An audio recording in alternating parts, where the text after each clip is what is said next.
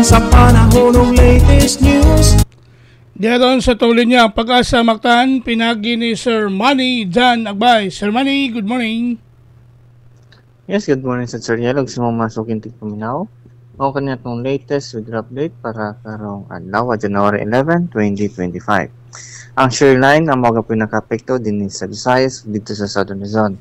Samtang ang northeast monsoon ang mga pinaka-apekto dito sa Northern sa Central Luzon. Ug gawas ani wala kita nakita or na-monitor nga LPI or bagyo nga posible mga apekto sa tuwang nasod.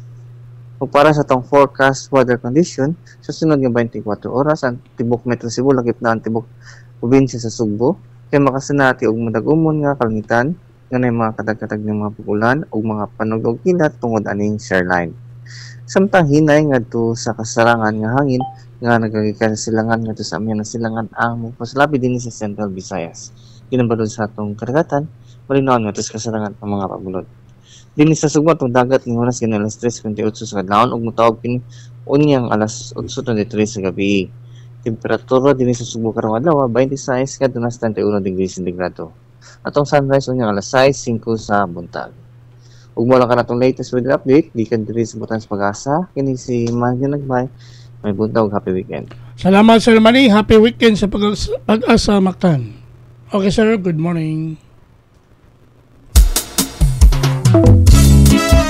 Inyo debate ang atong weather update kung dagan sa kahimtang sa panahon. Ubantang Cobra in action. Nining adlaw nga Sabado, Enero 11 tuig 2025.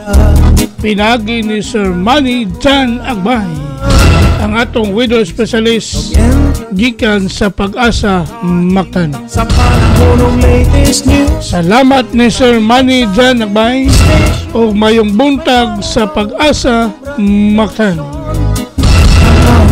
Ang paminaw sa'yo sa kabuntagon.